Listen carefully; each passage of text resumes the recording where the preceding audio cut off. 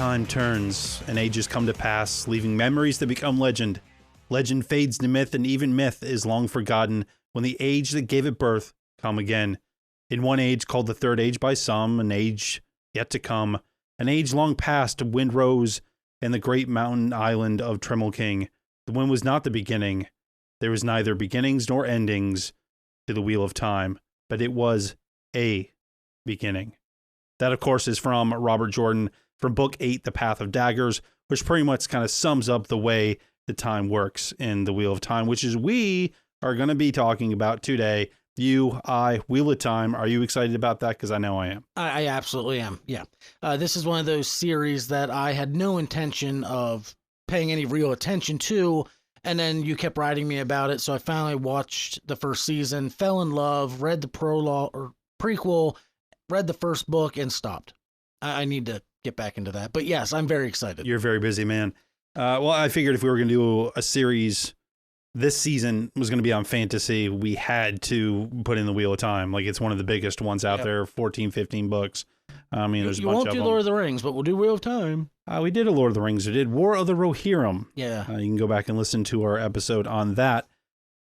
Let's dive right into this, though. Let's go into our normal routine. Josh, what is new for you in your world of geek? All right. Well, don't mind my stacks of papers. I brought a pamphlet, and I brought a novel, a novella. I'm going to get you like a 3-ring binder. I have a Trapper Keeper. It's upstairs. It has part of my book in it. Did you get that Big Lots when they were going out of business? Yes. Did you really? Nice. Okay. Mm-hmm. Well, for me, new and geek, I watched some movies. Go figure. Which ones? Juror number 2 came out, I believe it was this year, 2025, starring Nicholas Hoult. Some other people. I know J.K. Simmons is in it, and he's in everything. He really is. So it reminded me of, do you remember 12 Angry Men from 1957? We've had discussions about this. We did, yes. It reminds me of 12 Angry Men, but with a big twist in it. And I'm not going to give the twist away. I'm not going to say like, oh, in the last 5 minutes something is revealed. No, it's nothing like that. Is there a post-credit scene? No, no. It's one of those things where like they make it very apparent right away. Like, here's what could be the twist of the movie, but you don't have any idea yes or no to that question until like the very end. And this movie falls under the geek category somewhere? No. No, not at all. Well, it's not nerdy, sci-fi-ish, fantasy, nothing. Nicholas Hoult. No, it was definitely more of like a thriller, but it was one of those movies. I just wanted to mention it because it was Clint Eastwood directing it. And we have talked before about how sometimes a movie doesn't... His family's going to come up again here soon. Is good. We talked before about how like sometimes movies and books and stuff, they don't need like big action sequences to sell them, and this was one of them. This was 100% story driven. It relied on the story, the acting, and the script, and it knocked it out of the park. Like, I thought it was just one of the most fantastic movies I've seen in a really long time. Good drama. It was. Well, yeah, we'll go with that. It's a courtroom. I mean, it is a courtroom. Yeah. The other thing, it falls more into geeks, is the other movie I watched, Death of a Unicorn. I saw that as well. Which, I'm not a horror fan, and this was. No, I know you are. You just. I don't know I am. You're rediscovering your inner horror. Well, this was marked as a horror comedy, I think it was. Because it is. And the only way I can describe this movie was a. You don't need to. That's in the title. It's fucking unicorns, okay? It's a B-list movie with A-list actors, is what it felt like. It's not a B-list movie. It felt so campy and cheesy and... It's supposed to be. Perfect. I tried explaining this to a guy at work, and he was like, well, what kind of horror? I'm like, think... And the only way I could describe it was Jurassic Park-style suspense. And there's a scene, which you watched it, that somebody is hiding under a vehicle, and you just see the hooves, the feet of the animal walking around the vehicle. And all I could think was, holy crap, this is Jurassic Park. You see in the one trailer, like, the horse has a dew claw on the back, tapping the ground. Like, how is that not one of the raptors from Jurassic Park? Like, come on. Because the raptor in Jurassic Park wasn't a real raptor. Well, I mean, the real velociraptor was like, real short, but Yeah. Juror number 2, I gave an 8 out of 10. Death of Unicorn, I gave a 7 out of 10. It had no business being as good as it was. Emily only watched half of it, and I had to finish it on my own. That's unfortunate. She found it boring. Really? Mm-hmm. See, I thought but she only watched half of it. Had she watched the other half, so she checked where out things happen before things got good. Yeah. All right. Yeah. So. But yeah, I strongly recommend it to anybody who hasn't seen it. Death of Unicorn. It's a good horror comedy. Or Juror number 12. Another one I did watch, I didn't put on the list because it's a biopic, historical. It's called The Banker. Anthony Mackie, Samuel L. Jackson, and again, Nicholas Hoult. It is based on a true story from the 1960s of 2 African-American men who decided to be landowners in L.A. So they hire white guy Nicholas Hoult to be the face of their purchases. And it's this whole, I don't want to say like a scheme, but it's the only way they could get away with buying land. And the whole story is phenomenal. Rotten Tomatoes audience score had it at 100%. I've never seen that before. Oh, that's crazy. So Anthony Mackie's supposedly canceled right now. He finally. Oh, really? Yeah, I don't know. Was it that Make Daddy a Sandwich video? No, it was more like I'm going to teach my kids respect and have to have respect. He's toxic, they say. I disagree, but all right, we'll just leave it at that. Yeah, people can judge it for themselves, and there's videos online. Next thing I have officially submitted queries to 8 different literary agencies. What does that mean? I'm sure people are asking. The book that I queries wrote, or literary agent? All of the above. Oh, okay. I was saying this to a guy at work, and he was listen, our listeners and watchers are smart. That is right. But if you want to break it down, this is our first ever video. What is the etymology of query? So it's essentially you write a very short letter trying to sell your idea without giving them the actual manuscript. And most of the ones I've looked at, they want that. They want like the first 10 pages of it. And they usually want a synopsis, like a 1-2 page synopsis that includes spoilers and everything else. And I've submitted it to 8 different agencies now, and I just have to keep my fingers crossed and hope. How much does that cost? Roughly? Nothing? Just free? Actually, great reason to bring that up. A huge word of advice is all of my research has shown me that a real literary agency will not charge you money to represent your book. They work on commission. If someone is trying to charge you to say, yeah, we'll look at your book, it's a scam. Don't do it. Okay. It's It's like those scammers trying to get me to pay my toll for the turnpike. Yeah. They will represent your book, and then they will take their commission cuts if it gets picked up. So that's why they only pick up the books that they believe in. Oh, so there you go. Good luck. And then finally, the one I'm actually most excited for, believe it or not, more than my own, success, hopeful success, is Alien Earth finally has a date. And it's to the dance. Not technically, To the prom. It's not technically summer. It's end of summer, August 12th. It's going to be coming out, I think it's at 8 p.m. on Hulu, FX, and I guess it'll eventually be available on Disney Plus because I guess they own Hulu and FX now. If you have Hulu Live, you can watch it. If not, then you'll have to wait. Okay. So I'm really excited about that. I finally get my Alien. I can watch my Dr. Odyssey. I don't have Hulu Live now, but football season's coming, so I'll have it eventually. All right. But that's all I've got as far as my new and geek. What about you? Nothing. All right. Well, just sat in my basement and did nothing. All right, I got a few things here. Last of Us season 2. I think there's only 7 episodes, not even 8. We've already went on a rant on how you can't even have 10 or 22 episodes now. Now you're only getting 7. But that's not the hate I'm talking about. Apparently everybody online, if you like Reddit and all these other places, people are ripping that show apart and ripping Bella Ramsey apart so. They're just so mean. They're just so angry. They're just saying she's a horrible actress and that the show sucks. They've ruined the game. Is it like Rachel Zegor level? More. Wow. Yeah, there's a lot of toxic bullshit going online about her. I don't think it's that bad. I will say the last episode maybe could have just been the first episode. Maybe they could have saved some time and given me more. But whatever. I don't know. Like there's a scene where her and her girlfriend are together and people are mad about that. And they were just, man, the disgusting comments. Woo! People are mean. It's true. People are mean. Yeah, they are. So be nice. Start being nice to people. I mean, a lot of people work hard on that thing, and it's like, did you make a TV show? Did you? Well, it amazes me that Shit, season man. 1 was considered like some of the pinnacle of television of the year, and now season 2 is garbage. Apparently, I think people are just mad. They just want to be mad right now. Yeah, I mean, but- I want to be mad too, but I'm not going to be mad to people that don't deserve it. People that weren't mad but got killed off. Final Destination Bloodlines. I watched that. Great addition to the franchise. We talked about Death of a Unicorn. I watched that. Queen of the Ring. If you know who Felicity Smoke is from The Flash, she is in there. Plays a historical wrestler lady. The first $1 million female athlete. What's her name? Emily Bett Rickards, something like that. Yeah. Yeah, something like that. But Clint Eastwood's daughter's in it. She plays Mae Young. Okay. Yeah.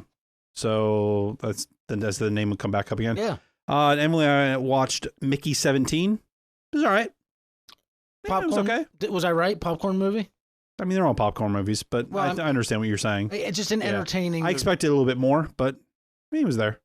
Bought some new Star Trek comics. I see them up there. I've never bought Star Trek comics, but I went to the Comic Cove, bought some. We did a D&D session last weekend. I haven't DM'd for a minute, which is kind of cool because we have whole episodes on the DMing guide. I thought our folks were going to make it through the cave, and they did make it through the cave, but the story's still not over. The villain's still out there. Doctor Who Season 2, just started watching that. I'm enjoying it. I know people are like, oh, Doctor Who sucks now. And I just read today, there's like, oh, there's spoilers about who the next Doctor is already. We're on like episode 3 or 4 or something. Like, I don't know, but like already trying to spoil it for me who the next Doctor is. Like this season's not even over. Yeah. Pisses me off. Murderbot. It was a book. Now it's a TV show. Texted you the other day. Yeah. Murderbot, one of the Skarsgård, the guy from True Blood. It's a funny show. How many Skarsgårds are there? 5. Well, the other one I couldn't think of is on Vikings. That's the other Skarsgård. So There's like 5 or 6 of them. 55, 56. There's a lot of Skarsgårds out there. Kristen Ritter is officially in training for Daredevil season 2. Coming back. I mean, they canceled Evil, like that show's over, which was great. So Mike Coulter, like he's not doing nothing. Mike Coulter? I think that's his name. Big dude. Sure. Yeah. I'm not sure. The only thing I don't think the Danny Rand guy's coming back, but I mean, I can give him a chance. Like maybe he got some better acting by then.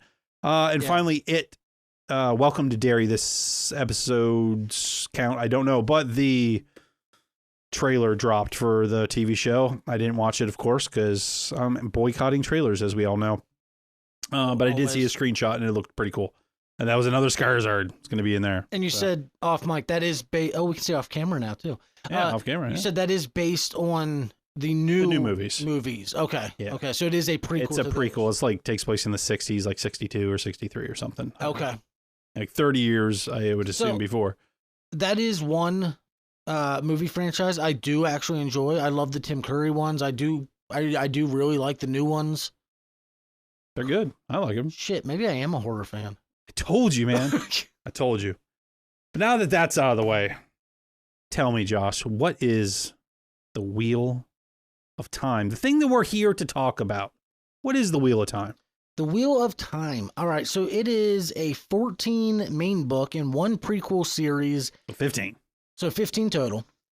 Written by Robert Jordan, but then later completed by Brandon Sanderson after Jordan's death. However, my understanding through my research is that Robert Jordan had it like completely mapped out.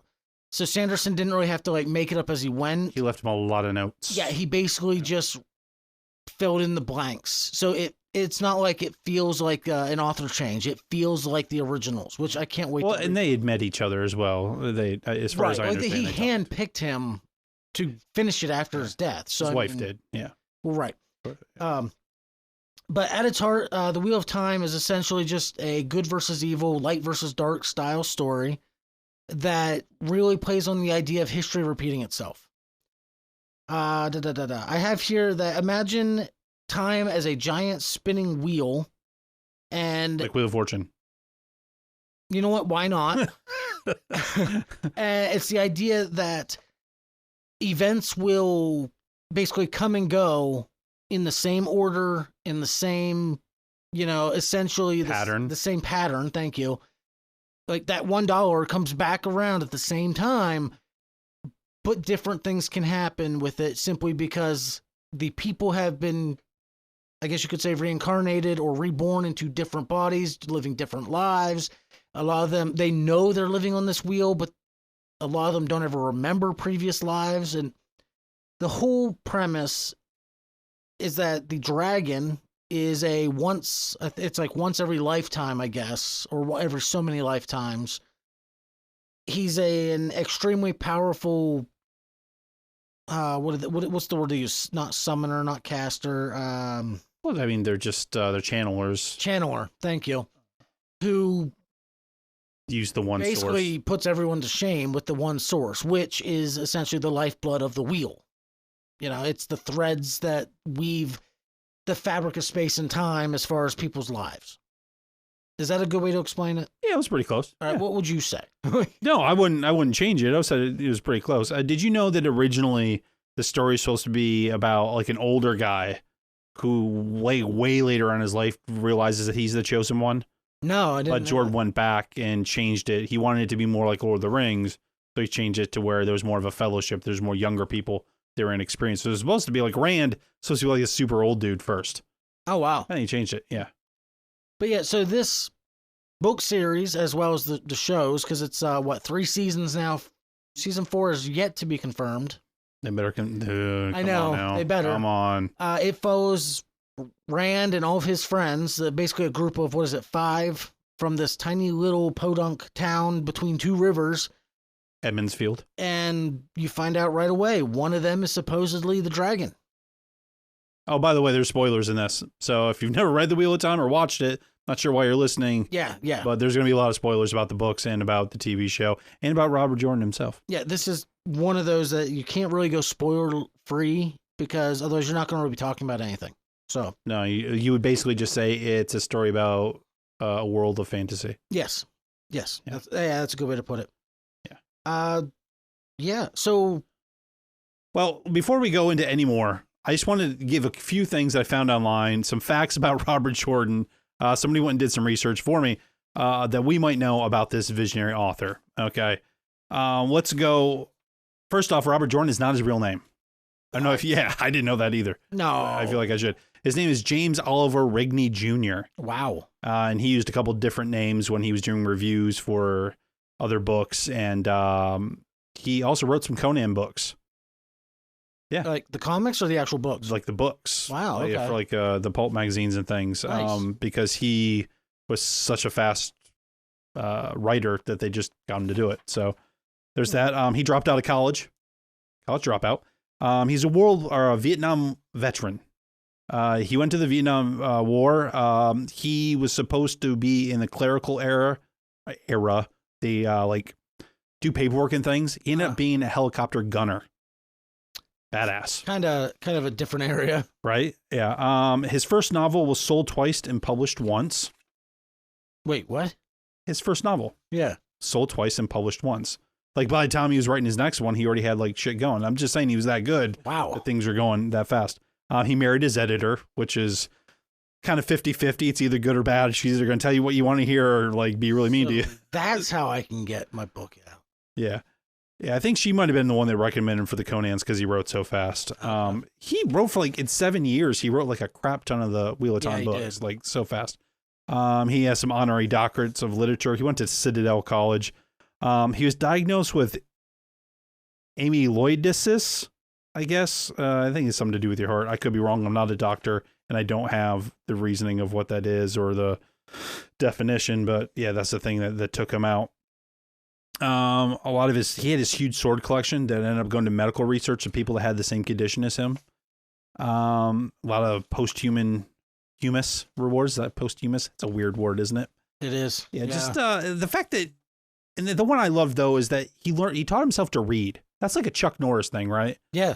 He said that his brother was reading him a book and stopped reading it to him, so he wanted to know what it was. So at 5 years old, he taught himself to read and then read Jules Verne at 5 years old. Jeez.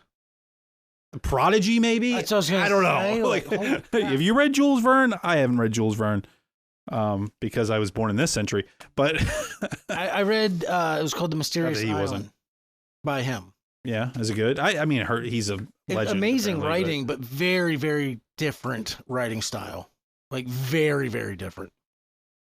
Just old school. You know what I mean? Right. I remember like reading the very first Conan book, and that guy, just Robert E. Howard, being like, wow, this is like not Harry Potter.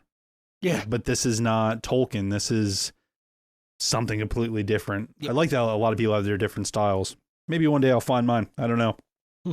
Kind of gave up on writing for a minute. You're like giving shit to publishers and stuff. I'm like just sitting back. So we went through what the Wheel of Time is. We talked about Robert Jordan, the amazing writer that he was. And obviously we can't take away anything from Sanderson.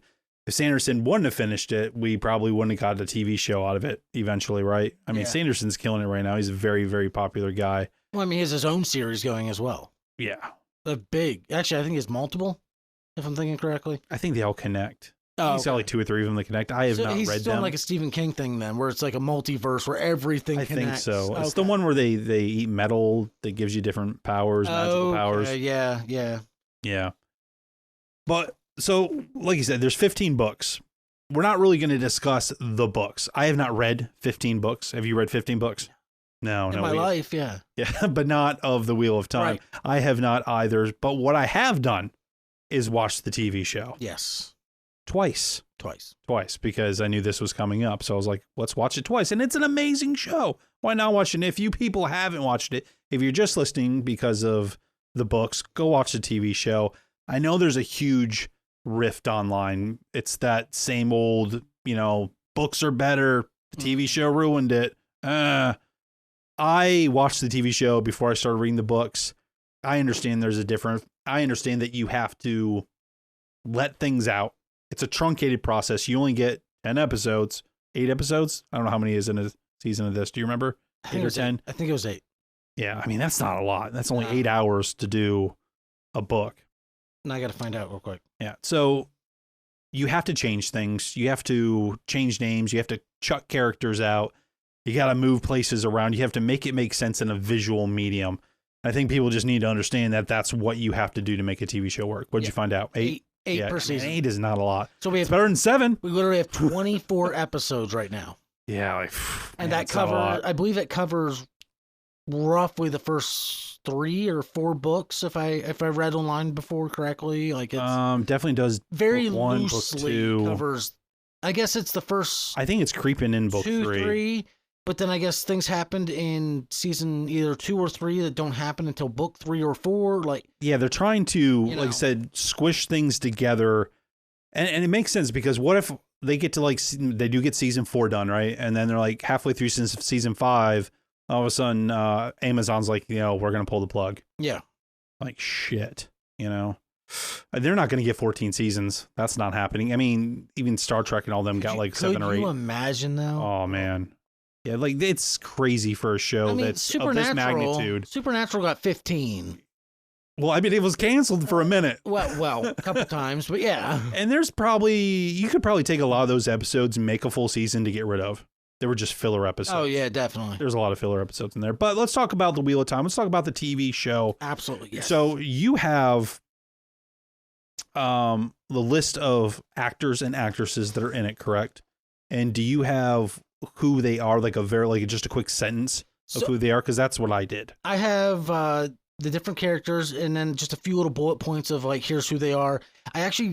All the characters from 2021 to 2025, season 1 to season 3. Just the main characters. I'm sure I missed some, and I just realized I didn't even write down the actor names.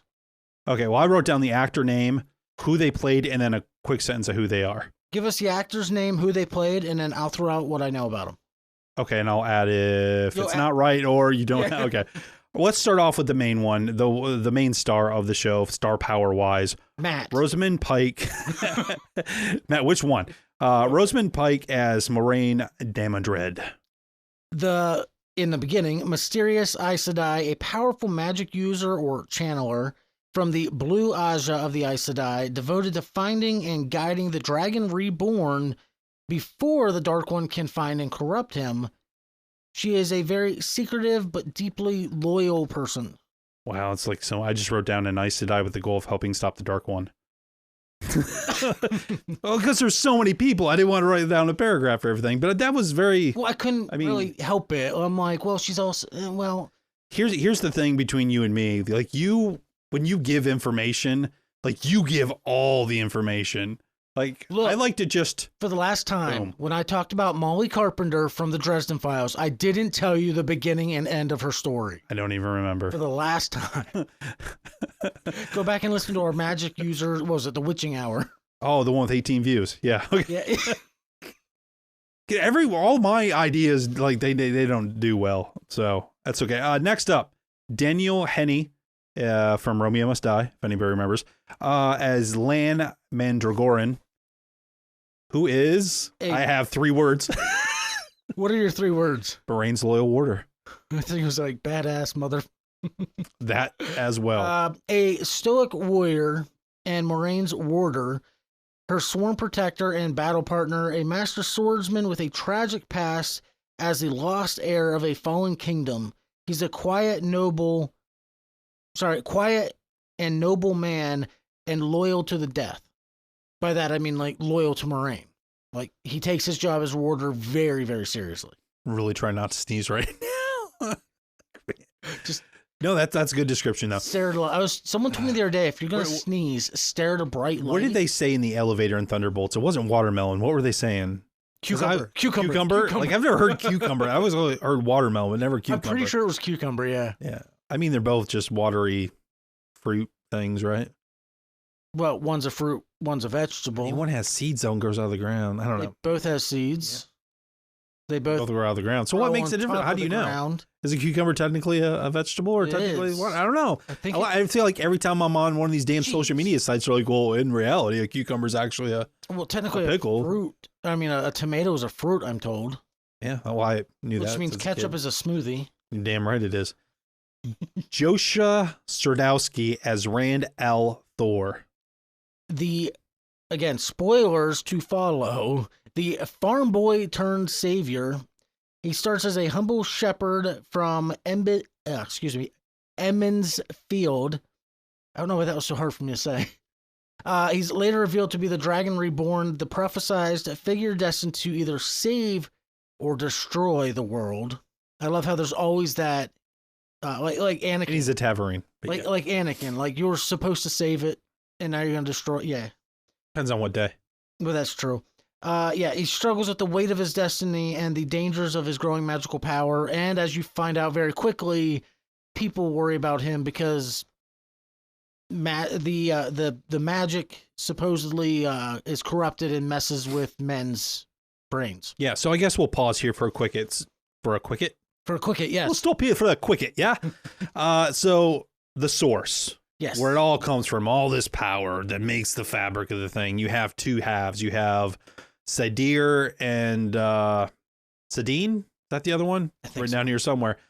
Basically, you have the male side, you have the female side. So the female, at one point they were all together, but now only the female side is used. If a male gets it, when the whole world was broken the first time, it tainted the source for all male channelers. So whenever they get a little bit of that, I can use this, it makes them go a little cuckoo and Cocoa Puffs. The more they use it, the more insane they start seeing things, like your emotions get out of control and your wicked dreams. Things, yeah, it's like you took a lot of Molly and a lot of ecstasy and you're just like, woo, baby. This VR is nuts. Moving on, Zoe Robbins as Nynaeve Elmira. I'm glad I said the name because I don't know if you could. You can't ever get Nynaeve. I got Nynaeve now for some reason. You have Nynaeve? I do. Okay, well, who is Nynaeve Elmira? Nynaeve is a healer from the 2 rivers. She's the wisdom. The former wisdom and village healer of Emmons Field has a deep sense of duty and often clashes with authority. She possesses incredible raw magical strength, which it's said many, many times over, the strongest magic user that they've seen in 1,000 years. Strongest channeler. Channeler. Whatever. Well, they call themselves channelers. They don't ever usually say magic a lot. They just... Well, true. And that she is extremely protective of her friends. Her friends like Madeline Madden, Egwene Elvire? Yes. Who is? On the other page. Okay. A very ambitious learner who wants to study under Nynaeve. She is a strong-willed young woman from Emmonsfield who wants to learn the One Power. She's determined and intelligent and very empathetic. We see that throughout the first, second, and third season. Not so much the second. She's preoccupied. But if you've seen it, you know why. That she cares a lot. And she's also the on and off lover of Rand. Yes. Depending on the day. And then she does embark on her own journey to become an Aes Sedai and a leader in her own right. Because she's also a very skilled channeler. Man, she's a badass. She is. And she's also very strong. Yeah, and we have 2 more Emmonsfield 5. Marcus Rutherford as Perrin Ibarra. Perrin Ibarra is a gentle giant. I found that one online. I didn't write that. Oh. I mean, the dude's got to be like 6'2". He's a big dude. 6'2", 6'3". He is a blacksmith with a very quiet nature, but a strong moral compass. He possesses a mysterious connection to wolves, which I'm still trying to nail down. He's called a wolf brother. Having not read past book 1, I'm still trying to understand more about his connection to them, but it's definitely there. He's constantly torn between violence and peace. And you see that because the Way of the Leaf. He wants to join the Way of the Leaf, but then later on he goes ham on one of the white knight dudes. Children of the Light. So if anybody, fair, I mean, Wolfie. So Children of the Light are these people dressed in all white, and they feel that all channelers, magic users are all bullshit and they should be executed. And they don't like the Children of the Leaf. Now, what are the Children of the Leaf? When you hear in Sunday school, if you do that type of thing, they say turn the other cheek. If somebody cracks you one, you just go, it's okay, and you keep moving on. That's what the Way of the Leaf does. If they beat you down, if somebody comes up and cracks your jaw, they break your kneecap, they're beating the shit out of your brother, what do? You stand and watch. You take your beating, and then you move on. You don't fight back. You don't talk back. You just let it happen. Yep. They essentially say that by letting it happen and then moving on, you're adding more peace to the world because you might set an example for the next person to next time not fight back. And that is how the Aiel became, because somebody one day did fight back. By accident, but yes. Yeah, well, kind of. Yeah, kind of, sort of. That was a really interesting episode. But I like that episode a lot. We'll get to it. And the final Emmonsfield 5, Donal Finn as Matt Cawthon from season 2 onwards, replacing Barney Harris. First off, just real quick, how did you feel about the character switch, the actor switch? Did it? It annoyed me at first because but just 2 episodes is all it did me, and then I was like, oh, okay. For some reason, I really liked, Barney Harris, the first actor. But the second guy seems more slimy. No offense to the guy, but he just seems more slimy. Well, the second guy, I don't know if I would have noticed they changed actor if you hadn't told me at first. Working better. Because it does. Beautiful lava lamp, folks, beautiful. Because when you first see him, if I remember correctly, he's in the prison cell in season 2. He's got like a little bit of a beard going. He's dirty. Scruffy, yeah. I don't know if I would have realized it was a different actor at first. But I didn't know. I read online. I was like, oh, okay. So the longer I watched, though, the more, what was his name? The second guy? Yeah. The second guy is Donal.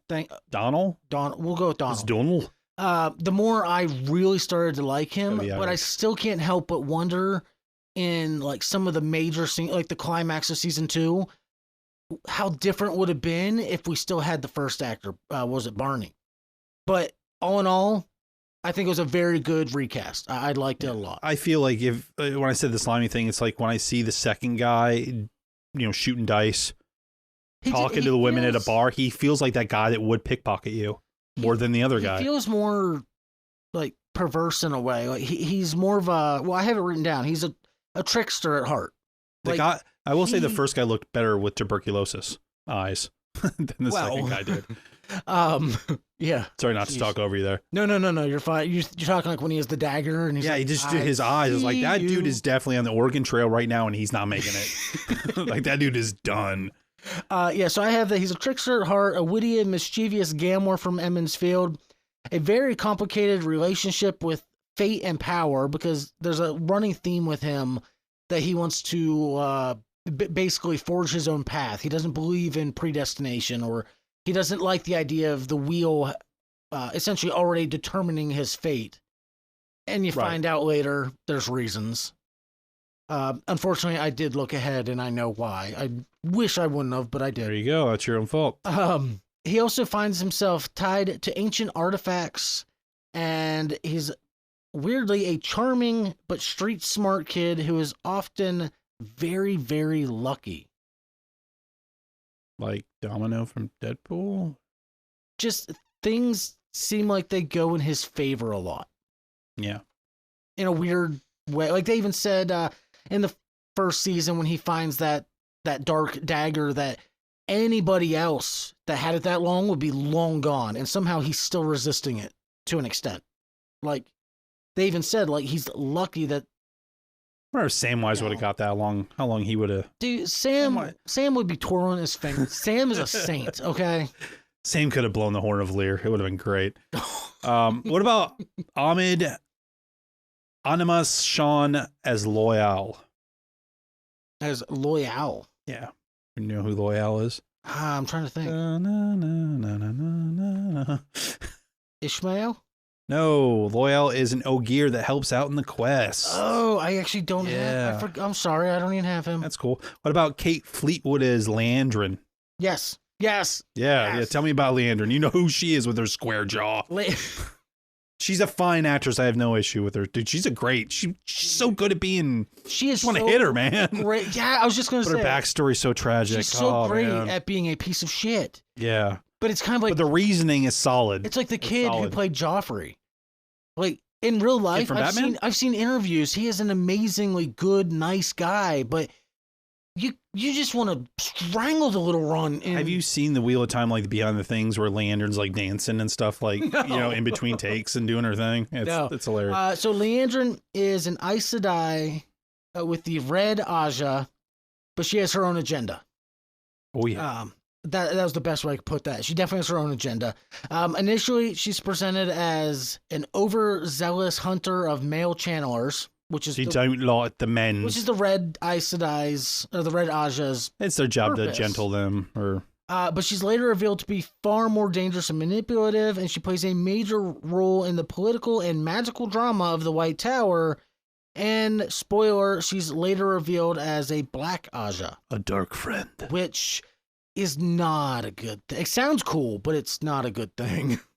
No. You're kind of cannon fodder once you've already signed that contract. Yeah. What about, I'm going to butcher her name. We have names that are just spelled so differently. I'll tell you. We're going to go with Sierra Coveney as Elaine Tricond. Yeah, the next one I have is Ishmael, so go ahead. She's the daughter heir of Andor, not from Star Wars, training to become an Aes Sedai.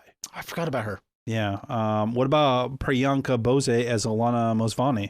You know of her either? I have Ishmael. Okay. Green Aja, loyal to the White Tower and a great with battle experience. She's the one with 2 warders that beats shit out of everybody. Look, I basically went with like the main people. Well, these are main people. I guess they were later. Yes. I mean, Sophie Okanendo as Suan Sanche. She's the Emerald Seat in charge of the White Tower and secret lover of Moraine. No one cares about her. Tell that to Moraine at the end of the last season. Oh my goodness. Alvaro Morte as Logain Ablar. He was not important. The false dragon. Oh yeah. Yeah, he's the false dragon, dude. Dude, I just went through IMDb and I grabbed the ones that I thought. Natasha O'Keefe is Selene / Lanfear. Okay, now Lanfear, she was sick.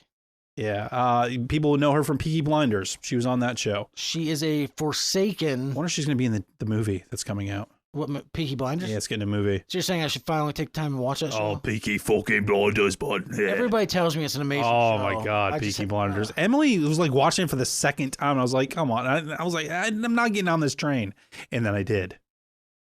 And it's an amazing show. I would watch that again before I watch like Sons of Anarchy or something. I just think it's like so much better. But yeah, Lanfear, one of the most powerful Forsaken. She's also in love with Land / the guy he was before. Is she though one of the most powerful? Because she seems pretty scared of that, like the little runt that came out. That's because she was just surprised. Okay. Now when I say well, I mean, there's only so many of them. I think there's like 13 or something like that. But at one point, Robert Jordan, and I didn't find it, but he actually did like some power ratings or something of the rankings of like where every channeler is the most powerful. Oh. And she was like in the top 10, I do believe. Correct me if I'm wrong. Who's number one? Rand? I think it is Rand. Nynaeve. It's Nynaeve. I think she might have been 2 or really? 3. Yeah. I mean, she's the most powerful channeler in 1,000 years. Yeah. Well, somebody said something like 100 years, but in the books they say 1,000 years or something. Like it was switched somewhere. I remember that line kind of irritated me, but I wrote down 1,000 years. For some reason, I remember 1,000. Yeah. Yeah. Where was I? Kai Alexander is Min. She's the one that can see into the future. Then you have Leanne Sheriff. She's the keeper of the Chronicles. Padden Fanian, and talk about that dude. He's a peddler. You know what I mean? Yeah, but basically, okay. I guess I'll digress here. I do want to know if Nukaka Coster-Waldau, who plays Bear, if that's related to Nicola Coster-Waldau from Game of Thrones, who was banging Cersei. That I don't know. Yeah, is that Jaime Lannister's relative? Yeah. Like, I want to know. I didn't really do the research there, but you have a bunch of Forsaken, you have a bunch of Aes Sedai. You got people going back and forth. Who's going to help? Who's not going to help? Who wants to kill Rand? Who doesn't? It's light versus dark. They literally call it the light and the dark one. Yeah. Yeah. That's what they do. So yeah, I will digress here. But you said Ishmael. He's also was way up there too. The main antagonist. It's kind of confusing though, because they call him Ishmael the Dark One at one point, but he's not the Dark One. So again, spoilers. We finally get to face him at the end of season 1, and I guess he's in the first couple of books, but I didn't realize he wasn't the Dark One until season 2 when they made comments of like, oh, you released his top lieutenant type of thing. Mm-hmm. They didn't make that clear at all. I legitimately thought it's one of my gripes when we get to what I disliked about the show. Okay. But we're not there yet. We're at that point where we're going to talk about what we do like about this show. Josh, give me something you like, and I'll talk about something else. Let's go back and forth, talk about or do you want to talk about what you dislike first or what you like first? No, we'll go with what I like, because I always have a really hard time pinning down something I didn't like. Okay, so tell me, what is one of the major things that you like about this show? So, if anyone has listened to this podcast at all, they know that I'm a massive Lord of the Rings fan. And Jordan was as well. So. And one of the reasons is because that world is so extensive that you can read the similarity, and you can go through the old, like, he has a bunch of older kind of like historical and lore books, and it just goes. This feels like it's on that same epic scale. I think I read that he took like up to 4 years creating this world before he even started writing. I think so. It was something. You told me that. Like he took some time before Jordan was like. It's like, if I want to, I can sit down, and I'm sure it's in the books, but just in my little bit of I shouldn't have, but wiki diving, you can essentially go through the past lives of a bunch of the characters, and there's full stories of these characters. Like, the lore is so absurdly deep that it's a rabbit hole. I think that's why it's why it needs to be in the end. Like, we'll talk about that later. Lost in it. And if there's one thing I love, just like the Fallout games, I absolutely love deep lore. And believe me, those games have it, just like Skyrim. So much lore behind it. This, to me, again, I wasn't even going to give it the time of day. And I now put it like... When you started watching it, dude, you were texting me. You're like, I just got here. I just watched this. Oh my God, I'm in love with this. I burned through the first season in like 3 days. Now, granted, 8 episodes, an hour apiece. But if you knew how busy I was, in 3 days, that's pushing a lot. But just the fact that, like, I put this on a pedestal right next to Lord of the Rings now. Like, the lore and the world is so big, and it's so well, in the books, it's so well described. No offense, Tolkien, but Jordan didn't spend half of a book describing a field. He dove right into the nitty-gritty. No, but you did read A New Spring, and he does talk about Moraine's dress for like a minute. I even told you. I was like, I had trouble with it. I had trouble with the prequel. The first half was very slow, but it did pick up. Yeah. And that really helped me get into book 1. But what about you? What did you really like? I like the fact that it's like a middle ground show that's not too profane, but it's not too watered down and kid-like. It's like in between Game of Thrones and Lord of the Rings. It like runs down that middle. You do get a quick flash of a boob. You do see an ass, but you don't see wanger dangers everywhere. It's not just brothel. Everybody's not just drinking and knowing things. Not that I love me some Tyrion Lannister. Okay, I do love Game of Thrones, A Song of Ice and Fire. I think that stuff's great. But this is like, I've seen fantasy. Like there was a show on MTV that was like the futuristic fantasy. It was like the post-apocalyptic thing with the elves. Chronicles. The Shannara. Like that was kind of like very teeny. Yeah, that was definitely like a young adult. Like this is like, no, we're gonna.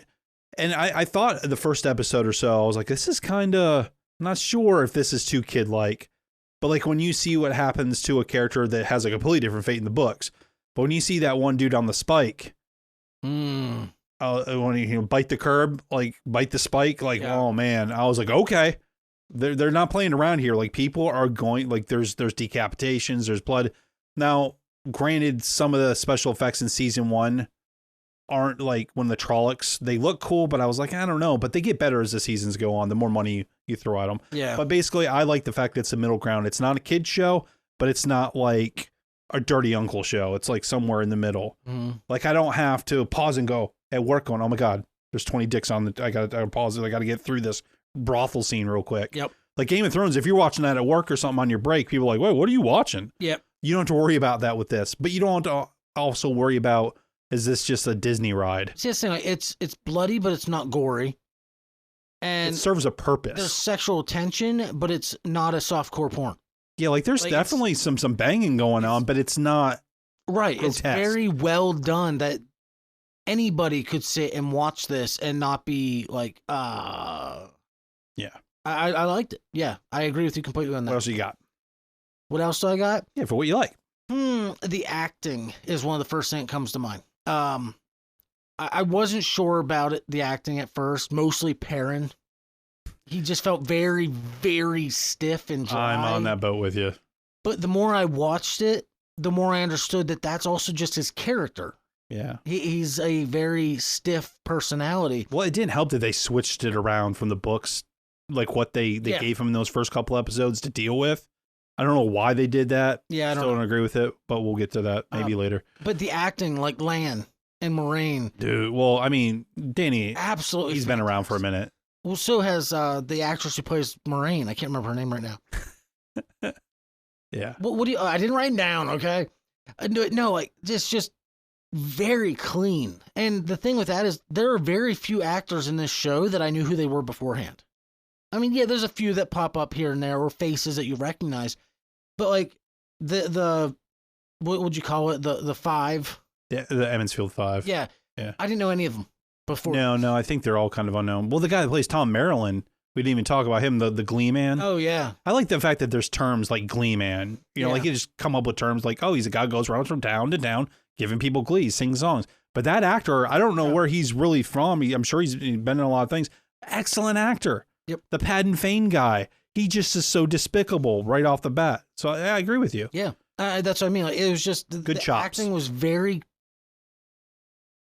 I guess it's that the acting was very well done, but the casting was also like very, very. You could tell they took the time to get believable. The right person for the right role, like the traveling peddler, Padden Fane. Yeah, you can just tell from the first time you meet him that he's kind of a sleazeball. He's got that grin, and then that just snowballs later. You learn exactly how much of a sleazeball. Well, the guy that plays in the Children of the Light, the dude that wants to like. He burns the Aes Sedai at the stake after chopping their hands off. Yeah. Like that dude is just like, I was like, that's the stuff there that was like Game of Thrones-ish. Yeah. I was like, this dude, does he know who the Flayer people are? Does he know the Boltons a little bit? Is he friends with those guys? I guess I would say I talked about it a little bit more, but the special effects. I do like the effects, not just the VFX of like the Trollocs, which are okay, but the whole entire effects of the entire world. Of the cities, and not just the visual effects, but the actual practical effects. if you see when they get to the town, Tarvalon, when they get to that place that has the White Tower, when they meet the Ogier, the apartments that they're in, you see like the walls and the honeycombs and stuff, and the tapestries and the draperies, and it's just everything is just livable. When they're in that doomed city, Shalagath or whatever, they get the dagger. Like, it's just the way that those sets were put together was so like, you would think that is a rundown ancient city somewhere. It's when they did the same effects in Willow and it got canceled and it pissed me off, but I wonder if those same people work on this show, man, because it's so maybe so Willow well done. takes place in this universe. There was an April Fool's done a long time ago where like StarWars.com put out this thing, like it was an official that the planet that Willow's on was one of the planets in Star Wars. And then it wasn't a developed planet yet, and it was in the medieval stages. But then they came out as like an April Fool's thing, like, no, this isn't real. Because it was a George Lucas produced thing, and Ron Howard and all that. I'm like, dude, that would have been awesome. Like, come on. That would have. Wow. Mad Mardigan with a lightsaber? Come on. Dope, dude.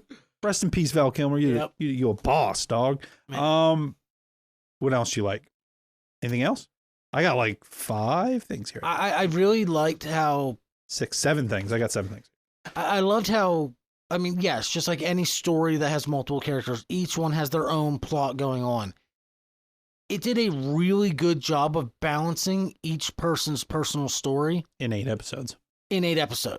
I mean, sure, it focused on, I think 1 or 2 of them a little more than the others, but you still got a very good balance of story between everybody. The only one, and I know I think we talked about before, the only one I wish we'd have gotten a little bit more of was Perrin, just because I still don't know a lot about him, but I feel like still the least touched. Yeah, I feel like season 3, we got a lot more info, but there's still a lot more to go. Well, he got his own episode, so that was helpful. Yeah, like, here's a full. Well, I mean, in the books, he gets like a full, like half a book. I feel like at some point, like he was. Oh, okay. In book 2, The Great Hunt that I'm currently on, there's a lot of Perrin. Okay. But I can see how they they deleted a whole entire thing. Like this whole entire journey didn't even happen. But I mean, it wasn't like, oh, Rand gets the hero's journey. We're supporting characters. We have to support him. I would have been upset if it would just followed Rand the entire time. Each one had their own full character arc, their own full pseudo hero's journey. Like, and some of them are still going. I really like the way it's playing out. Even Lan, you find out that there's so much. He's like an onion from Shrek. You peel back the layers, and there's so much more inside yet. Like, I would love to see like a prequel series about his people. Oh yeah, that'd be fun. Well, it wouldn't be much about him because it made me cool to see him as a baby growing up with all those soldiers teaching him how to be a badass. That would have been. I'd like to see a prequel following the events way back that started a lot of this stuff. Yeah. I don't know if we want to touch into that then or not. But the past/future I have questions about that, but yeah. Yeah, it was kind of like some Stargate stuff. It was interesting. I like that I wrote down here as number 4 because we just said building off of that, there's a futuristic helmet that makes the story unique and fresh. So that's another thing I like about this show. Okay, it's a fantasy show. There's swords, there's magic, there's good, there's evil, light and dark. But there's also like some sci-fi futuristic, this is a floating spaceship thing going on. Else going on. That's in the past. But what got me is like that. What? Okay, so that episode, they just show like this giant floating orb, and you can see in the background they're doing like science experiments. They didn't say anything more. It's just like, oh, by the way, here you go. 2 things. We're never going to touch on this again. And I'm like, no, I need more. Battlestar Galactica. Yes. Okay, this is a thing that they travel. You've watched the Sci-Fi Channel version of this where they travel back and it's our past. Yeah. We think it's our future, but it's our past. And then they make the joke too, pop culture about Star Wars and a galaxy far, far away. But what if Star Wars was really in our past and now we're destined to repeat it? And so that's kind of an idea. I don't know if Jordan thought about any of those things. I mean, he was kind of before all that, but the idea that your future is your past and you're doomed to repeat it is a cool thing. You don't really get that in Lord of the Rings. You don't get that in Game of Thrones. You don't get that in Beastmaster or Conan. There's theories that Lord of the Rings takes place in our future. There you go. So just throwing that out there. It just makes it. Well, this one doesn't. It's not a theory. Like it's a thing. Like it exists, and that's what makes it unique and fresh. What else you got? Well, that was actually part of my next one. Was that it goes well beyond just your basic everyday fantasy, because it's considered high fantasy. Great. I love me some high fantasy. You know, Lord of the Rings, Game of Thrones, this. But as soon as it started adding that into it, you're like you said, hold on a second. It opened up a whole new drawer of what is in here. There's something so much more happening here. It's not just swords and sorcery. There's like a whole other. Yes. It's like you just throw. Did you just throw robots at me? Like I didn't see robots, but was there robots there? So like cloning? You see this floating orb. It's massive. Not like Death Star massive, but it's huge. That's no moon. And they even say like they think that they found a way to tap into the power and stuff like that. And it's Lanfear way back before she was Lanfear. It's Rand way back before he was Rand. And then he wasn't even Luce Theron at that point. It was like a whole different person, I think. Yeah. No, yeah, it was well before that. And then you see like a rift rip open in time and space that looks like a big eye. Did you notice that? You shouldn't have been fucking with Cold Fusion, man. I'm just saying. The orb just falls out of the sky and crushes into the ground. Is the source absolute zero? A theory that I was reading online. And it's not just like, fan theory. No. This. Go ahead. Yeah, it would make sense. Is that was the beginning of the wheel. That kicked it off? So that was the kickoff of this time loop that is now the wheel. And the reason the Dark One and Ishmael and them want to break the wheel... Well, we know why Ishmael does. ...is because they're actually the good guys who want to get back into the proper flow of time. They want to fix the mistake of the past. Maybe the Dark One does. Ishmael just wanted it to end. Wait, he just wants to die. He was tired of living over and over. Which he reminds you of that old Highlander initial idea that you just don't want to live anymore. He makes a comment when they finally defeat him, like, he hears nothing because he's finally dying. Uh-huh. But he's got to come back in like 100 years, 1,000 years, whatever the cycle is. He's not dead because the wheel isn't broken. I don't know. I got a sense that he did something different to him, but I don't. Maybe I don't know. I don't know. We'll have to see. Anything else? No, go ahead. No, I don't mean to cut you off. No, that's it. Okay. We kind of both touched on that whole sci-fi feel, because I'm a much bigger sci-fi nut other than Lord of the Rings. I like sci-fi. I like mixing technology in with this stuff, and so the fact that came out of complete left field. Yeah, that episode I was what did I just watch? Well, because they kept going back in time, through Rand's ancestors, through the memories, and it kept getting more primitive. Sci-fi. Yeah. Well, it's like, who's that guy? Oh, I can't think of his name. A lot of historian and people like can't stand him. He's talking about the ancient apocalypse stuff. He has a thing on Netflix where he's like, he believes that there was an ancient civilization on Earth before us. Not Neil deGrasse Tyson. No. The guy with the crazy hair? No, not the Ancient Aliens guy. Not the Greek guy. That dude's like, ooh. Anyway. He's an older dude with glasses, and there's a whole Netflix thing called Ancient Apocalypse 1 and 2. Carl Sagan? No. No. I'm just throwing names out now. I don't know. The people, look up on Joe Rogan and Ancient Apocalypse. You'll find out who I'm talking about. But he believes that there's an ancient civilization before us, before the dinosaurs. And then people are like, oh, well, where's all the buildings? He's like, they wouldn't be here. It would all be disintegrated by now. And people are saying he's a crackpot. And he's like, looking at all these giant mounds and all the ancient pyramids we keep finding. And they're like, he's a crackpot. And he comes right out. He's like, I'm not. Like, I didn't go to school for this or that. He's like, these are just my theories. A lot of that falls into the whole where did Atlantis go theories. Yeah. That Atlantis was this absurd, basically this. It was this absurdly advanced civilization. But then it's like, where did that road under the water come from? That giant road that they found with all the massive same side squared blocks. Like, where did it all come from? You want something interesting? Yeah, wrap them up. Go ahead. Like, just go look up Atlantis and the Eye of Africa. Oh, I thought you were going to talk about that podcast you listened to. No. The Australian one. No, I'm sure there's definitely episodes about it. Yeah. But no, just look up the Eye of Africa and Atlantis.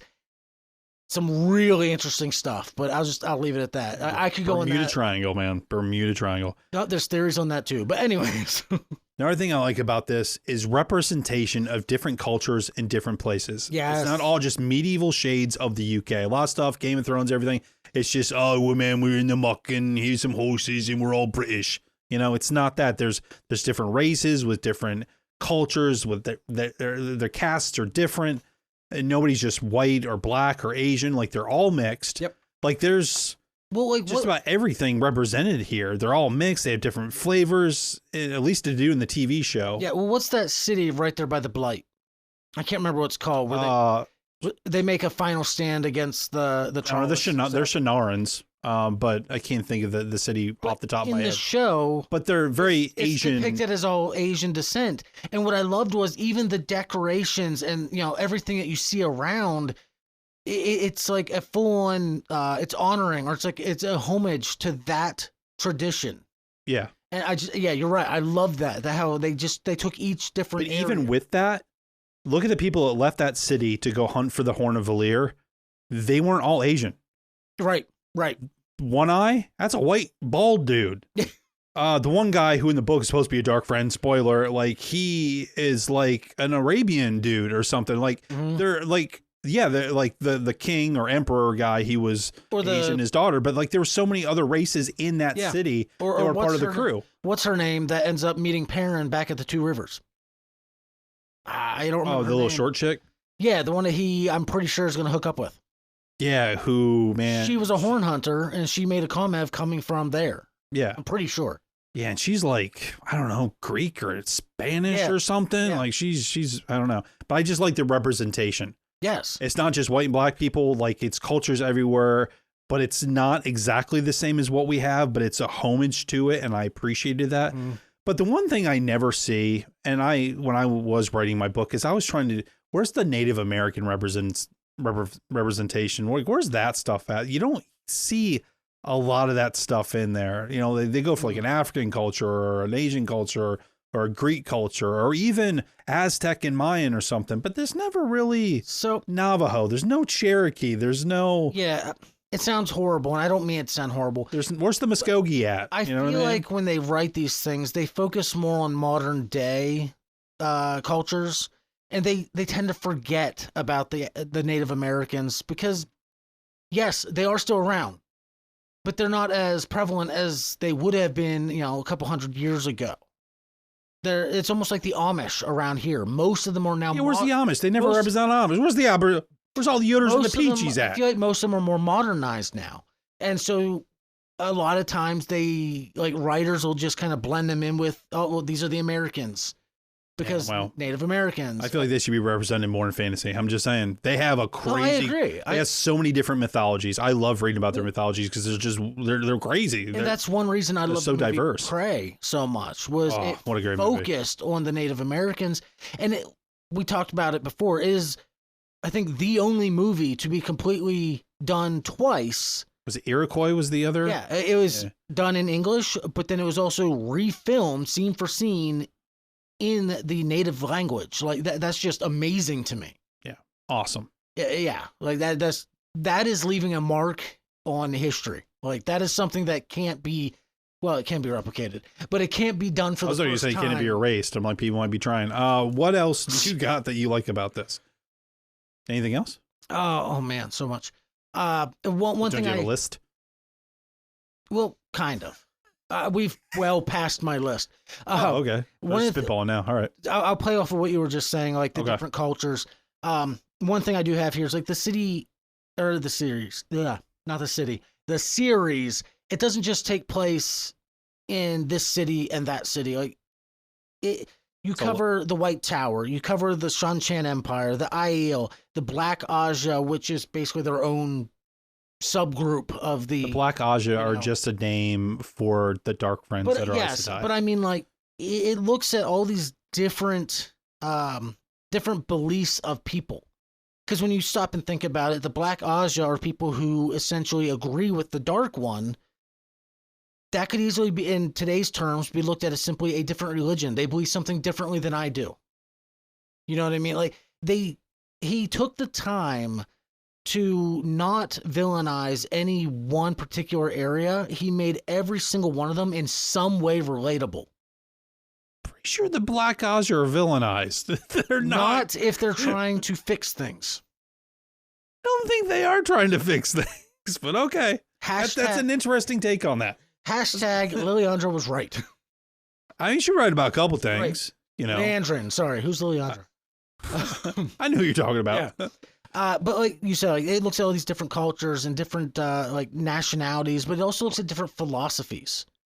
Like yeah, a lot of the we talked about that before. A lot of the Green Aja looks, you could almost say, more Hinduist style because they're more karma and more nature oriented. And Hinduism was a huge thing that Jordan drew from for this. Oh, okay. Yeah, I don't have it in front of me, but if you look up like Aes Sedai, there is an actual mythology where there's a very similar word and name for magical users, and that's kind of where he got it from. But a lot of like the way they do with the Taoist kind of look about it, which isn't Hinduism, but the fact of the yin yang and the fucking black and white and all that stuff, that's all kind of Hinduism and Taoism and all that. He drew from those different religions and cultures, which was nice. They took all his mythology type things and put it together, all his spiritualities and faith and things. Wow, that's amazing. That he drew all these different things together is pretty awesome. He made it all work. Wow. What about anything else? Emotion. What I like about this show is emotion. I feel that when something happens to somebody tragically, or if they love somebody away, I believe it. There's raw emotion on here, and I'm not going to give away the end of season 3, but those last couple scenes are heart-wrenching. Dude, most of season 2. Egwene's ordeal. Yes. So heart-punching. So I wanted to just jump into the screen and start swinging for her. There's a lot of things. Leandrin's backstory, even though she's the villain in a way, and that's what I like. It's the emotion. It's what you have to look at from left, right, up, and down with these characters. It's not just black and white. And I know we've said that with good and evil, and it's a very basic thing. But if you look at everybody's individual persona, where they're coming from, why are they doing this? It makes sense. A lot of times when I was trying to write for my book, I was like looking at all these villains, like Skeletor and Darth Vader and Palpatine. And it was like, what is Voldemort's point? Like, what is, everybody just wants to cover the world in darkness. But if you look at all these people in the show of what they're doing, you understand why they're doing it, and you understand the emotion behind it. And that's what I enjoyed. They're not just, here's just a quick character to have in here. Like, they make sense why they're there. You care about it. You're drawn to these characters. You give a shit if they're going to live or die. Yeah. You don't get that in a lot of TV shows anymore, I don't think. So I did for this. Season 1. How did you feel in the scene when Egwene and Perrin were being kind of pitted against each other? In the tent? Yes. The white cloaks. Yeah, the white cloak, the Children of the Light dude. Basically, I can tell that you can channel either do. That was like some Salem witch trial stuff right there. Well, it was like you either do it and sacrifice yourself, or don't, and he's gonna die. It was there's no winning this. No. Yeah, it's not like some white knight was going to roll in there and save everybody. It's, right. You know, which is funny. The white knights, they were the white knights. Well, yeah. Yeah, it's those type of emotional things that they threw in you.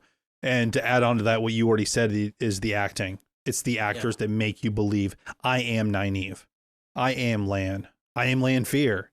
You know, it's like the Ishmael, like you believe, even though I'd seen some of these people in some other things, it's like, man, sometimes you're watching a show and you're like, oh, well, Corbin Burnson's in here. Well, ever since LA Law, he's just that guy. Like, he's the same, everything's in. These people here embody these characters, and that's what I liked. But let's go into some of the other stuff that we don't always like to talk about. Tell me, Josh, what didn't you really care for so far in this series? Absolutely nothing. Okay, well, that was pretty damn easy. No, so something that irked me was the travel time, which now I understand we can't watch 13 episodes of them walking with the IEO through the desert. We would have had like how many Lord of the Rings movies? Right. Would have been. But there were times where it didn't really explain how much time had passed, and then all of a sudden they're like, I haven't seen you in a year. I understand they're trying. They have a schedule. They have a timeline. They want to meet by episode 8. We need to be here. Mm-hmm. But at the same time, you gotta give me a little something here. Like, what have they actually been doing for the past 9 months other than walking with a caravan through the meadows? Right. No, I agree. It really, it got on my nerves after a while. That's that having to squish it into 8 episodes. Right. If they did 22, but if they did 22 episodes or even... Oh, you'd have so much. I think if you did 20... so much filler. Yeah, it'd be like blah, blah, blah, blah. Yeah. 15 episodes, man. Let's go 15. I'll tell you what I didn't like. It's not really the show's fault, but a good bit of names are similar and occasionally get them mixed up, and you have to Google who they are to remember. Sometimes they are said so low, I couldn't hear them, or they were spoken too fast. I don't know if it's an audio issue, or because I've watched on Amazon and I've watched on my laptop and on my computer down here. Sometimes they're just talking so low, it's like they're purposely whispering the entire time. And you're like, wait, well, huh? What? Who? Nana Boo Boo? What? Who was that? Really low. Yeah, see? You know what I mean? Like, they're going to crank up their YouTube to hear that. It's, and Jordan, and it's a fantasy thing where I don't know why so many people have to have so many fantasy names so similar with each other. It's like, now, which Alamamla was this? It's, man, why? So until I read the book, I thought the main character's name was Bran, B-R-A-N. I didn't know it was Rand, R-A-N-D. Well, they say it so fast on the show. They just say Rand. And I thought they kept saying Bran. And I'm like, why would they have Lan and Bran? Like, that's... Well, look at Moraine Damodred and Lam Mandragoran. Yeah. And then one of the episodes, they don't say Mandragoran. They say it a completely different way. And I was like, wait, what? Well, and how long did it take me to finally get naive? Or, sorry, that's why I sent you that. Naive. Yeah, I sent you that meme about Nana Boo Boo. Yeah. Like, what? Nobody even knows your name anyway. Yeah. You want some uniqueness to it, but you got, if I have to sit there and go, okay, let's get the syllables together here. That's an L, but it has a weird line above it. Shit. That's too much. I told you, my buddy who was writing a story too, he had a character named, I think it was like Varys, but then he had one named Garrus.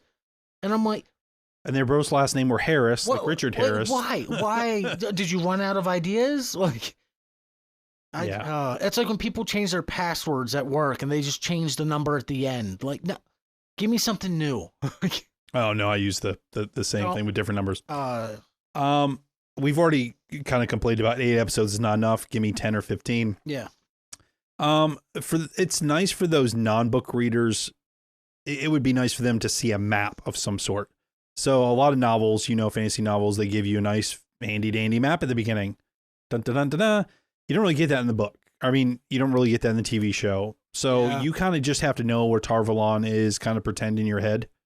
And you have to know where the Io Waste is and kind of just have to know where I've had to Google a map so I can figure out roughly where people actually are in relation to where they just were. Because like I said, the pacing. Yeah, so like in these books here, like you get this nice, this cool map they give you here, right? But where do I get that for the show? That looks like Middle-earth. Yeah. Well, fantasy maps either are on this side or they're on that side. They don't ever show you anything else. But like, give me just, I don't know, some Indiana Jones. Show me an airplane. They went here. They went here. So like, give me something here. Because I mean, I knew, and I love maps. So I'm always like, when I hear about a fantasy world, I want to read about it. I'm like, Google map this thing for me. Let's get on the images, and I want to see where it's at. When you can see a map and immediately say, like, I know what that is, like Middle-earth or Westeros. I think that's it. But Essos, that's the other side. Well, yeah. I love Samaria, Hyporia, I guess. Like, I love when the world has been built so detailed and so intricately that you can look at a map and be like, oh yeah, they were here and they went here. And like the beginning of Lord of the Rings, you can literally follow, like pen out. Literally, you literally could. Not figuratively, you literally can. Yes, you can. That's what I'm saying. Yes. You're mocking me, but I know. No, I'm not mocking you. I'm mocking other people that they literally do this and they literally do that. I literally cannot. But you can because you're doing it right now. I digress. I don't really have anything else I don't like about the show. It's just some little tiny nitpicks, and I would be really upset if Tell me, though, what do you wish to hope and see for season 4 and beyond for the TV show? I want to see a lot more of that, the history of where everything started, because that, like I said, that whole sci-fi aspect just, it piqued You need my some more Back to the interest Future. off the chart. Well, yeah. Or they even said, like, it comes back around. So when do we get to that technology again? Get a spin off and it goes to the other part. Yeah. That'd be cool. It's not really a specific thing, but I just want, because I know they're not going to get 14 seasons, so I just want an ending. Yeah. Like, at least give them 5 or 6 seasons. Just give me some sort of, and I know in the books, certain major character stories kind of end, but then others go on. Yeah. So at least for this, for Rand, give me an ending for Rand. Give me the ending for Moraine and Rand and everybody. At least give me the Emond's Field 5 finish. Yeah. You know, I know they have little things that happen after. It's kind of like in Lord of the Rings. I want to see Reunited Kingdom. I don't want to see the hunt for Gollum. I know where Gollum's at. I get it. Whatever. I wanted to see Aragorn after. That'd be sweet. Because there's so much shit that happens after. Here, I want to, like, just give me an ending just so I can feel accomplished. Like, I don't want it to be another situation where you gave me 2 or 3 good seasons and then you just axed it. And then I just have to always wonder. And I don't want to wonder. So that's what I'm hoping for.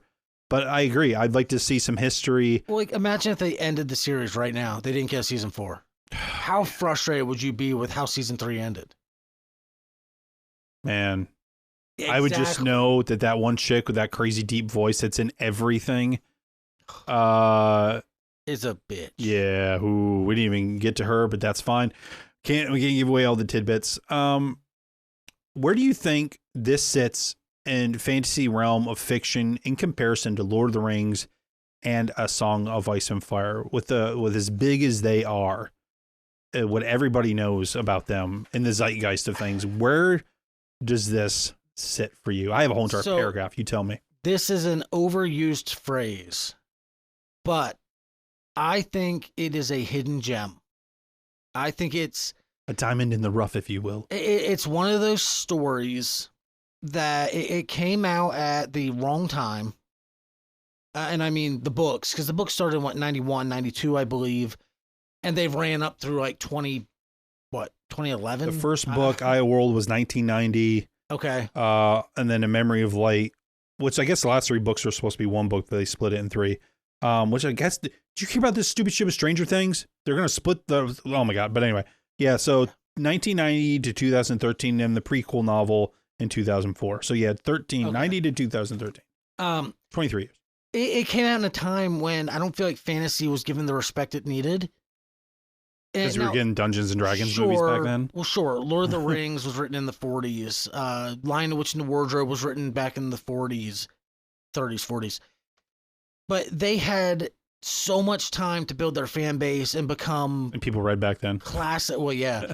And so by the time that they were ready to become movies of any sort, they had a very well set fan base. This came out at a time when it was, This came out when I was in middle school. It wasn't cool to Elementary read school. fantasy. I was in first grade when this came out. Well, think about what else came out in the early 90s. We had like Jurassic Park. We had 92. Stuff like that. Like we had 96, something like that. Toy Story coming out, and I think it was like 93 or 95 or something like that. Like we were in an age where I feel like our movies were picking up serious pace, and nobody really cared about reading as much anymore. And so it got lost in the hustle and bustle. I didn't know it existed. I didn't know anything about it until you said something about the show. And then I just thought it was another fantasy show somebody's just throwing out there. I didn't know it was a book series. I had no idea. Well, and it was being pushed out at the same time as Rings of Power. Yeah. And I focused on Rings of Power because I love Lord of the Rings. I didn't give this a second look. And then I look into it and find out it's 15 books. What's the term people use now? Like, sleeping on it? Like, don't sleep on it, meaning like don't ignore this. This is like our friend co-host John. I sent him, said you don't use that, didn't look interest me. I showed him 3 images, 3 GIFs, if you will, or GIFs, whatever you want to call them. It's a GIF. It's a GIF. It's not peanut butter. I sent him these 3 things, and he goes, "Well, the first and second one kind of what did he compare some, like, I think he gave some comparison. It was absolutely to horrible. Airbender. Yeah, it looks like and apparently he hates that show too. So the one gif was the green Aja blowing up the sidewalk like in a line, and he's like, "Oh, it reminds me of Avatar: The Last Airbender." I'm like, "Okay, well that's great." It's not. Which I think that's a good show. But, I think if he gave it time, he would absolutely love this show. I think it would too. But it's not an anime. No, it's not. Well, his issue now with Avatar is they changed one of the character of when they are supposed to appear. From the anime to the live action, they made a character show up too early. Oh, come on. Yeah. Yeah, we talked about it during D&D and on our walk the one day. Yeah, I was like, man, there's so much more cool stuff about that show, though. And he goes, well, but they changed it. I'm like, it's not the same. It's a different medium. Yeah. Whatever. To me, Lord of the Rings, Tolkien, the Inklings, Robert E. Howard, and Conan, they all set the bar. Authors and stories back in the day set most of the themes drawn from mythology and old fables. And I think that's why Jordan and Sanderson, who helped finish the series, that they got their monumental. Can't read my own writing, and it's typed. How about that? My point is, so you get these older writers, they draw from mythology and stuff. Then you get Sanderson, you get Jordan, they have to draw from those people. And I think you get a lot of similarities, but then you also get this thing where you get the unique and freshness of it, the changes, like I talked about, the futuristic things that, that you and I both mentioned. There's 15 books. There's 3 seasons of this. And that's nothing to sneeze at. Like, that's a lot of stuff. I think Wheel of Time is just as important as like A Song of Iron and Ice. A Song of Iron and Ice. I'm just going to say it the wrong way all the time. You'll get it. Oh, man, I'm just ornery right now. Just not even right. Ice and Fire. Ice and Fire. Harry Potter, all these big things. I think this book series, this TV show should be talked about just the same as all the other big franchises. Yeah. Just because it's not a Universal Studios ride or a Disney ride, or it hasn't been around for 100 years now, doesn't mean it's just not as good. There's an idea, and this is the same with music, that if something if it's not from like the Beatles, if it's not from the 70s, if it wasn't Elvis or Michael Jackson, then like it's just not good music anymore. If it's not Tolkien, if it's not, Sword in the Stone or something like that, it was way back when. If it's not Beowulf, it's not good stuff. Well, it's the mentality that no one else can do it because it's already been done perfect. Yeah, and that's not right. Right. And it's the same, like, look at sci-fi. If it's not Star Trek or Star Wars, is it even worth it? Right. There's so much other good sci-fi out there. And I think people need to stop going, it's cool. I listen to 80s hair metal all the time, okay? I have a playlist that's like 50 hours long. I don't care. I love it. But I also know that some albums that came out this year of like some New Parkway Drive is amazing. You can't just say, well, it's not the original, it's not good. You got to give something new a chance. And I think people need to give this a chance. I think is just as good written. And it's not just because it's 15 books. You could have 15 books of hot garbage. Yeah. Okay. I'm like, well, they could wrote 30 books. If it's not good, it's not good. But somebody thinks it's good enough to make it into a TV show. I think somebody else should give it a shot. Well, and the cool thing about it is they've changed from book to show enough that it does feel like 2 separate adventures, but they're both done so well. Yeah.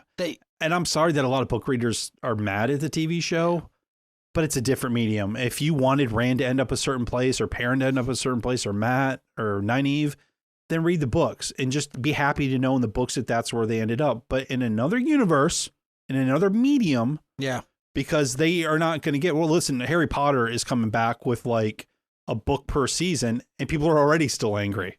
It's not even out there yet. I think people just want to be mad and detractors, but I think people should just give it a chance and go, you know what? Yeah. This is just as good as the other stuff. Yeah, I completely agree with you. Don't sleep on this. No. I strongly recommend anybody listening. I mean, please, if you have something to say about this, if you have an opinion, let us know. Throw a comment down below. If you're on YouTube, if you're not on YouTube and you're on Spotify or any of those, jump over to our Instagram and throw a message out because we want to hear from you. But Tell me why I'm completely wrong and why this book series should have never been turned into a TV show. You know what? If you're somebody out there that just says the TV show is so much better than the book, like, let us know that too. Yeah. Let's get in a healthy debate about it. Like, I'm just curious, you know? This is one of the ones where it's worth it. It's worth taking the time to just look into it. I mean, sure, it started out kind of slow. Not even just a prequel, but even book 1 starts out a little bit slower. But it very quickly, by like chapter 8 or 9, I think, you're already into the depth of it and you're going, and it's worth it. It's a very deep book, and I don't read a lot of books, but there's a lot to it. The audiobook alone for book 1 was 30 hours. Most audiobooks that I listened to are 12 to 16. 30 hours is nuts. But it was worth it. Big book. Totally worth it. Yeah. It's a thick book, man. Sorry, There's a lot of chapters in there. Headbutted my own mic. It's all good. I want to see. What are we at? 700 and... Well, there's a glossary or something in there too, isn't there? Or not? In that no, one? this is just to the end of the Flame of Tarvalin. 779 pages. It's a lot. Like, that is chapter minimum of, it looks like 50. Okay, the book itself ends on 744. That's a good bit. That is massive. Yeah, and they're all... And it's worth every close to that. bit. Like, it's such a good story. Yeah, it looks like book 4, The Shadow Rising, is bigger than that one. So now let me ask you this. Okay. Of the 3 seasons we've got, right. What was your absolute, like, your pinnacle of, I love this show? Like, what moment just, like, completely justified all the time you spent watching it? Oh, it was somewhere in season 1. Really? Okay. Or was it? While you think about it real quick, because I know this is, I didn't have you prep for this. This is out of left field. That's all right. Yeah, go ahead. I think for me, it was, because you always end up picking one character you really like the most. And for me, it was Matt.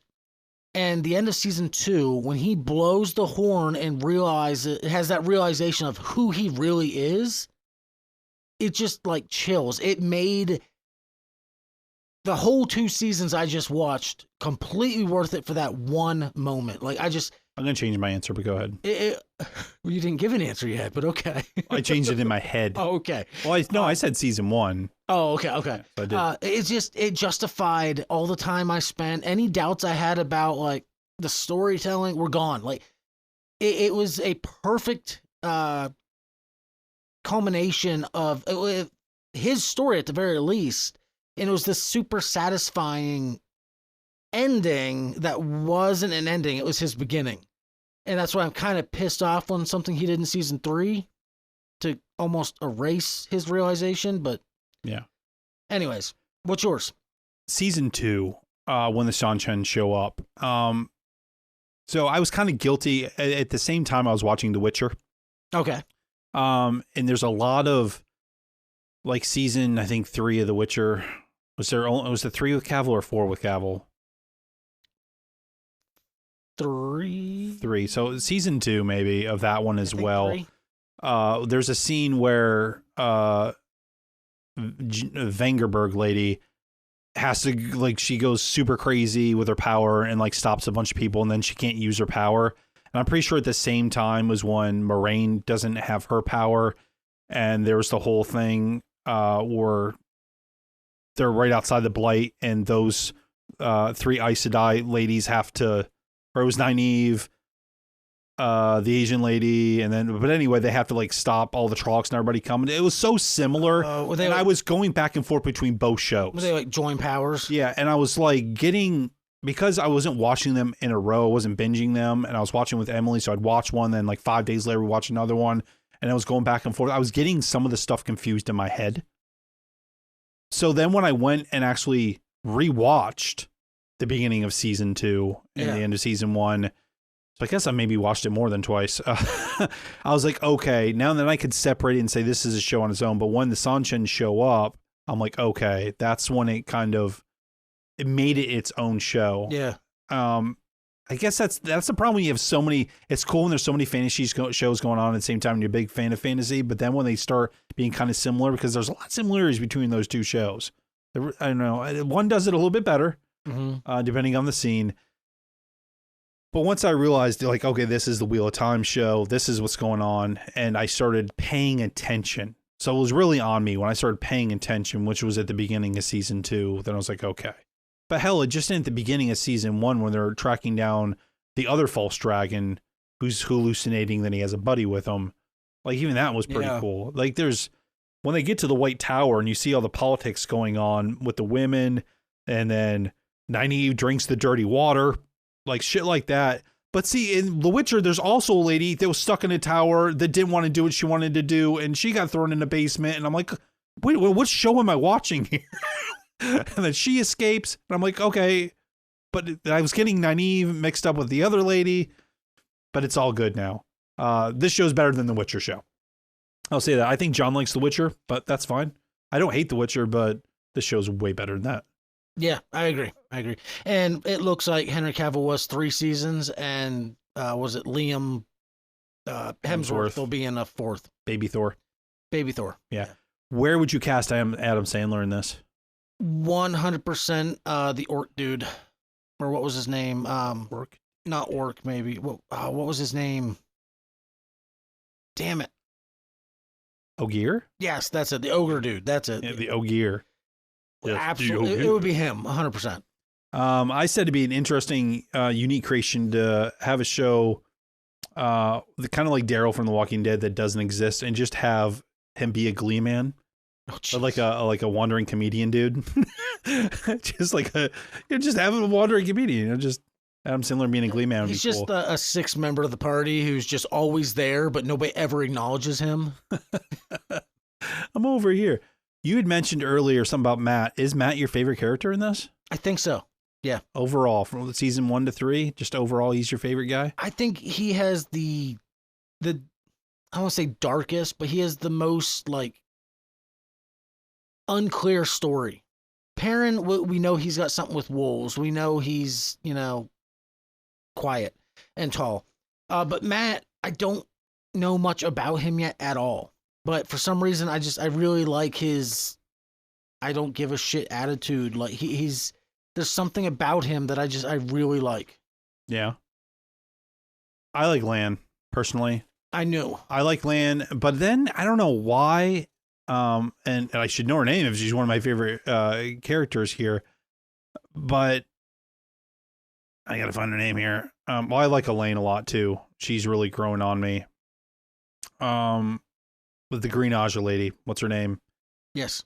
Alana. Yes. I like Alana. I like her water dude. They really grew on me the last 2 seasons. But I like Nynaeve as well. But I do like Lan a lot, just because he's that Wolverine type character. He's that guy that's always trying to be better. He's never going to be a certain thing. He's kind of got that Ronin type deal going on. He's got a code of honor. He's a combination of so many different tropes, but his own unique thing. I like Lan a lot. I wish that they would give him just a little bit more screen time. I feel like he's kind of went into the background a little bit, and other ones have gone up. But that Green Aja lady, man, Alana's badass.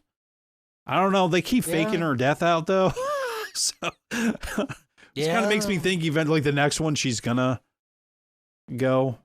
She's down to 1 warder now. So on the bad side of things, who's your favorite villain so far of all the seasons? As we're getting towards the end of our episode here, I would have to go with Lanfear, because while she's absolutely a villain, she's not 100% evil. You can tell the feeling she has towards Rand or towards Lews Therin. Thank you, Lews Therin. They're genuine. Like there's something there that she's willing to go against her fellow Forsaken to help him. Even when she's told by the other Forsaken, keep away from him, she still goes out of her way to find a way to, I guess help might be a loose word, but to communicate with him in certain ways, even if it's through Moraine or, whatever. I feel like she's going to play a much bigger part than they've let on so far. Okay. Or she's going to die really fast, because why not? Mine was Ishmael, but it has turned into Lanfear. Okay. Well, Ishmael, only has so much screen time. So, and going from that inn owner to a dream walking, leather clad like sorceress. That scene where she was in the desert in the dream and she had like the big crown and she's sitting there. Chair. She looked like Hel from Asgard. Yes. You know, like she had absolutely. that thing going on. I like Lanfear. She's a great actress. Peaky Blinders, dude. I'm going to have to watch it. I mean, she doesn't have as an impactful role as Lanfear does, if you want to compare the two roles, but, you know. Yeah, Man.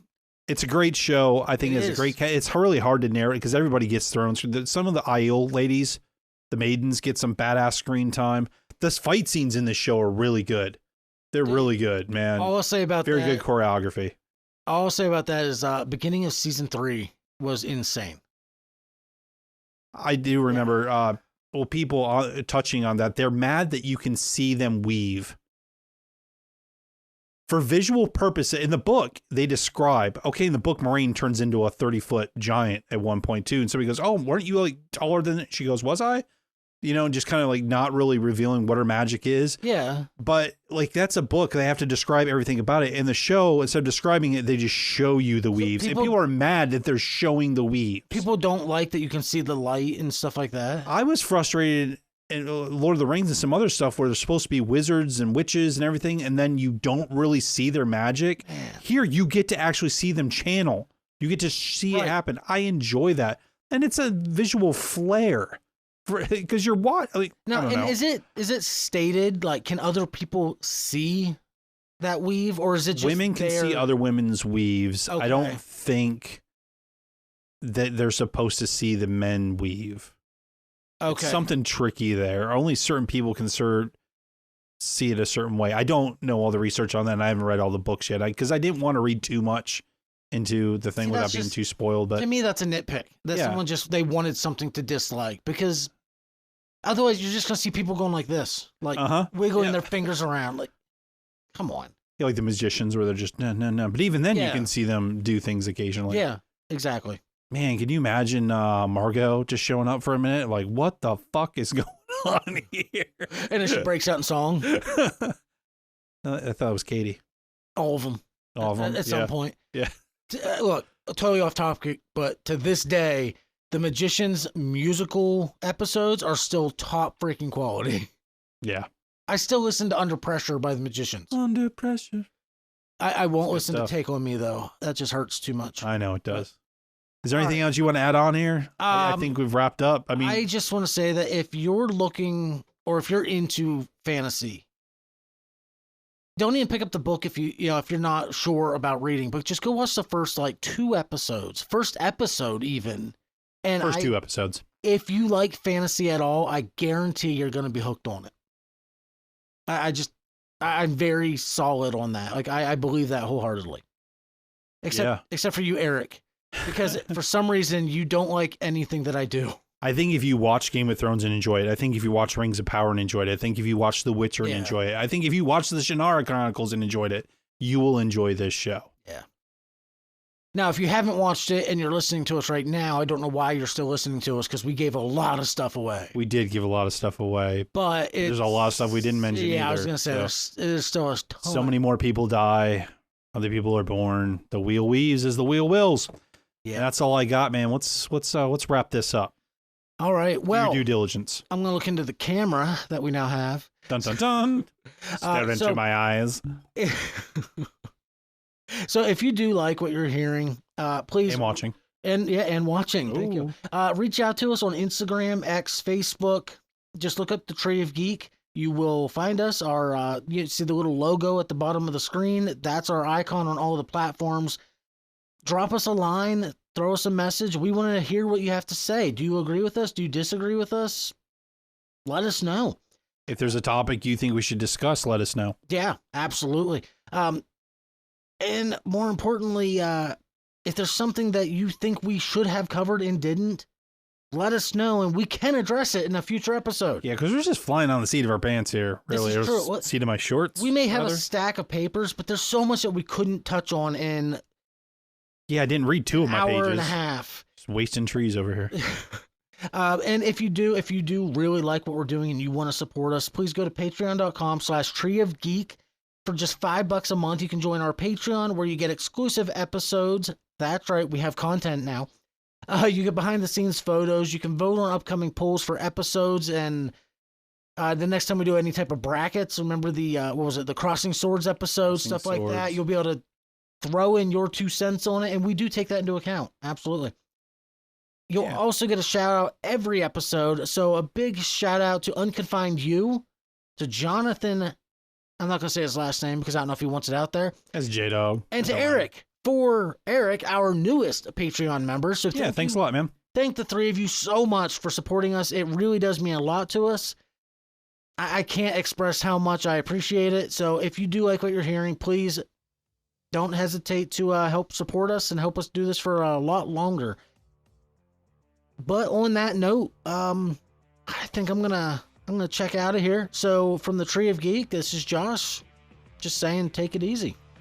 For the Tree of Geek, this is Michael, aka the H Train, reminding you to be nice to the people around you. Let's put this back in the station.